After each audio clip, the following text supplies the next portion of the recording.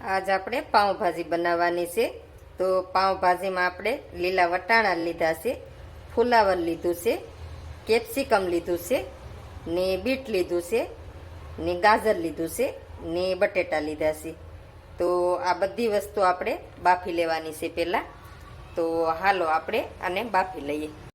તો આપણે કુકર લઈ લીધું છે, તો એમાં આપણે બધી વસ્તુ નાખી દેવાની છે।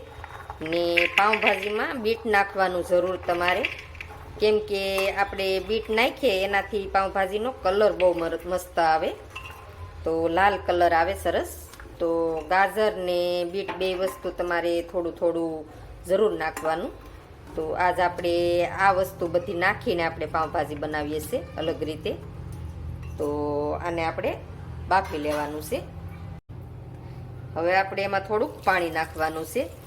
તો આપણે ઝાઝું પાણી નથી નાખવાનું, થોડુંક જ પાણી નાખવાનું છે।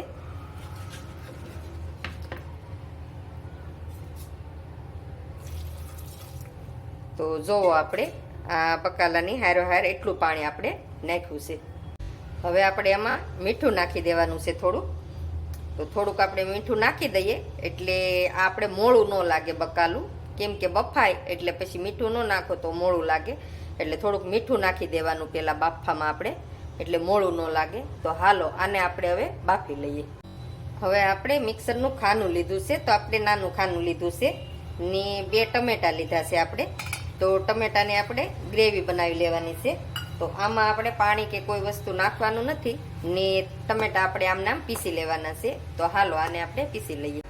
હવે આપણે બધુંય બફાઈ ગયું છે, તો આપણે 3 થી 4 સીટી આપણે વગાડી લીધી છે। તો આપણે બીટ નાખ્યું છે, તો એનાથી આપણે કલર બહુ મસ્ત આવે, જો તમે દેખાય જ છે। તો આપણે બહારથી ભાજી લાવીએ તો આપણે એમ થાય કે લાલ છોળ જેવી છે ભાજી, કેવો સરસ કલર છે, પણ એ લોકો બીટ નાખે એટલે ભાજી લાલ થાય। તો આ રીતે આપણે બધી ક્રશ કરી લઈએ। તો જો આપણે આ રીતે ક્રશ કરી લીધી છે, તો હાવ ક્રશ થઈ ગઈ છે ને મસ્ત કલર આવી ગયો છે। તો હાલો હવે આને આપણે વઘાર કરીએ। હવે આપણે કડાઈ મૂકી દીધી છે, તો આપણે ભાજી હોય એ પ્રમાણે આપણે તેલ લેવાનું છે। હવે આપણે ડુંગળી નાખી દેવાની છે। તો આપણે ઝીણી ઝીણી ડુંગળી આપણે સુધારી લીધી છે, તો ડુંગળીને આપણે પકવી લેવાની છે। તો ગેસ આપણે ફૂલ રાખવાનો છે થોડીક વાર, એટલે ડુંગળી ઘાઈ ઘા આપણે સડી જાય।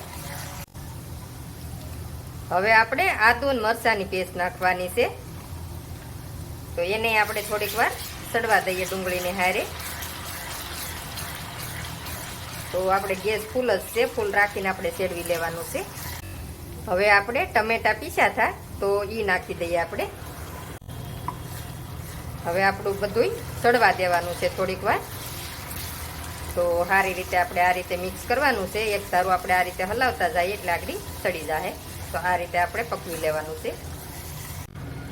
હવે આપણે થોડુંક મીઠું નાખવાનું છે।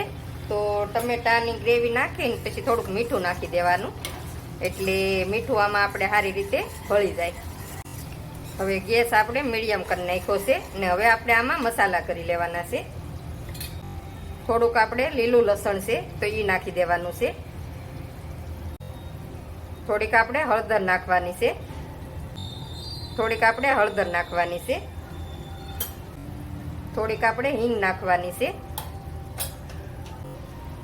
થોડુંક આપણે લાલ મરચું નાખવાનું છે। હવે આપણે આ બધું મિક્સ કરી લેવાનો છે મસાલો। તો ગેસ આપણે મીડિયમ કરી દીધો છે। હવે આપણે પાઉંભાજી મસાલો લીધો છે, તો 1 ચમચી આપણે એ નાખીએ। હવે આપણે એને થોડીક વાર પાકવા દેવાનો છે મસાલાને। મસાલાની આપણે સુગંધ આવવા માંડે એટલે આપણે પાકી ગયો હોય મસાલો। તો હવે આપણે આ બધું બાફેલું છે તો એ એમાં નાખી દેવાનું છે।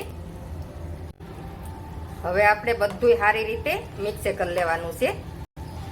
તો પહેલાં બધું મિક્સ કરી લેવાનું છે, ને પછી આપણે થોડીક વાર એને સડવા દેવાની છે। તો દેખાવમાં જો તમે બહુ સરસ લાગે છે। તો આ રીતે તમે ભાજી બનાવો એટલે થોડુંક તમારે બીટ ને ગાજર નાખી દેવાનું, એટલે બહુ સરસ કલર આવે ભાજીમાં મસ્ત। ને દેખાવમાંય સારી લાગે. તો હવે આને આપણે થોડીક વાર પાકવા દઈએ. તો આ રીતે આપણે મિક્સ કરતા જઈએ, હલાવતા જઈએ, પકવતા જઈએ.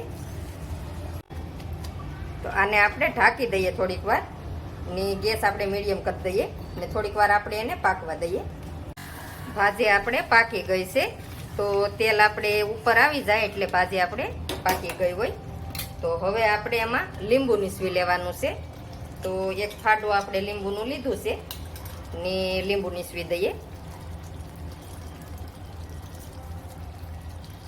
હવે આપણે એમાં લીલા ધાણા નાખી દેવાના છે. હવે આપણે એને મિક્સ કરી લઈએ.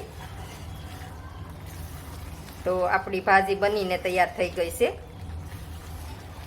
તો કેવી સરસ બની ગઈ છે ને દેખાય છે, જુઓ તમે. તો આ રીતે આપણે ભાજી બનાવી લીધી છે. તો ગરમા ગરમ હવે આપણે એને પીરસી લઈએ. ભાજી આપણે બનીને તૈયાર થઈ ગઈ છે ને આપણે પીરસી લીધી છે. તો આપણે કોબી ને ડુંગળીનું આપણે સલાડ લીધું છે ને પાવ લીધા છે ને ભાજી લીધી છે. તો આ રીતે બનાવીને તમે જરૂરથી ટ્રાય મારજો. કેવી બને કેવી નહીં તો કોમેન્ટમાં મને કહેજો. ને મારા વિડીયા ગમતા હોય તો લાઈક શેર ને સબસ્ક્રાઈબ કરવા નહીં ભૂલતા. ને બહુ મસ્ત ભાજી બને છે. તો આપણે જોવો તમે, બહુ સરસ બની ગઈ છે. તો આ રીતને બનાવીને જરૂર ટ્રાય મારજો.